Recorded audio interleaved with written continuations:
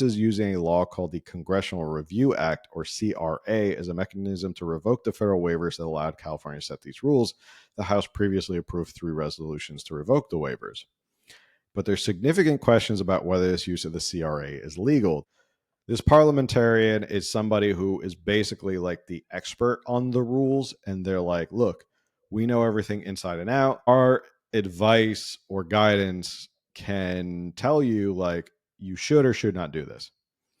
So the parliamentarian was asked, hey, can we as the Senate vote to revoke this waiver for California to institute these strict emissions? Now, they were granted these waivers to do what they want and do these emissions under the Clean Air Act because they were stricter than the federal regulations.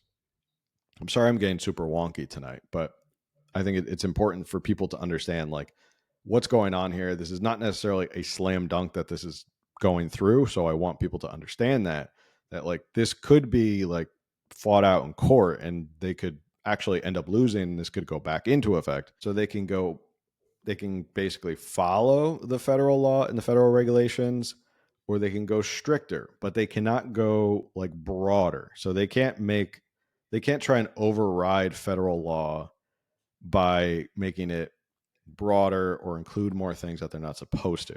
California was granted a waiver because under the Clean Air Act, their executive order was stricter than what the Clean Air Act had recommended for motor vehicles. So basically they were like, hey, here's our standard. If you want to go even stricter, that's up to you guys. You can do that. You just can't go broader than us or easier than us. So they got this waiver. That's when they came up with this executive order.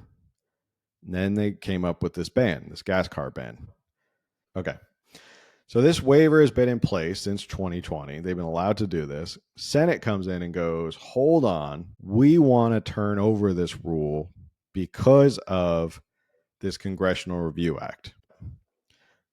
The Congressional Review Act was actually just passed in 1996, not that long ago. Because what had happened is the administrative state, EPA, started passing too many rules and regulations that were not in line with what Congress authorized them to do. So Congress, when they create a law, they'll say, okay, we're going to leave it to the EPA to come up with the specifics because we're not experts. We'll leave it to the EPA. But these agencies do promulgate rules and regulations. But because Congress gave the administrative state the power, they came up with this Congressional Review Act, which basically says if Congress within 60 days of this new rule doesn't like it, they can vote to disapprove it, which then negates the rule, basically overturns it. It says, no, that wasn't our intent by giving you this power. Basically, it's a check on the administrative state so they don't just run away with their power. And basically, Congress is now a check on the administrative state. And actually, that keeps states in check, or just the administrative state. Okay. Like if the EPA, well, in this case, like if the EPA comes out with a new rule and then Congress goes, whoa, wait a second.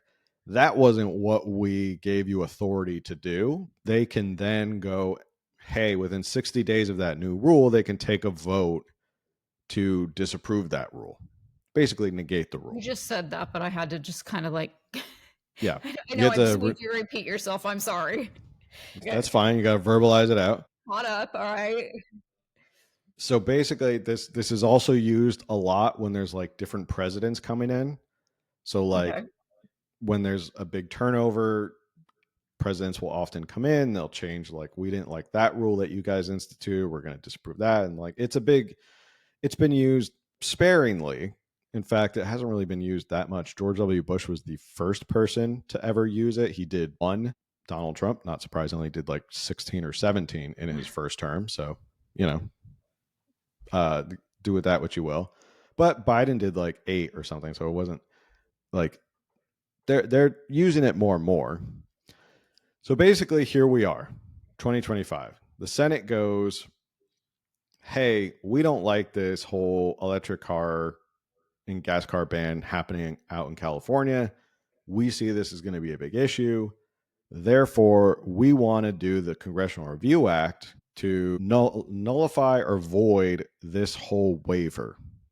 The issue is, and this is going to be litigated, and I guarantee this is going to be litigated. So that's why I'm telling everybody who's listening, don't celebrate, don't pop the champagne yet. This is far from over. And you know Rob Bonta is going to sue over this. They were granted a waiver. This was not a new rule. So California was granted a waiver under the EPA to pursue this gas car ban. Okay. And it's all going to come down to whether or not you can do a waiver or a rule, or it could be both. So that's really where we're at right now is, yes, it's been overturned temporarily by the Senate. The parliamentarian is not binding. They can just advise you and be like, hey, like, this is the rules of the Senate. Here's what we think. Senate can say, screw off. We don't care. Like, we're going to do it anyway. Which is what happened is that they voted 51 to 44 to overturn that. And when you answered my one main question, because when I was reading the article, the whole time I was like, I have to ask Phil, does he think this is going to be challenged?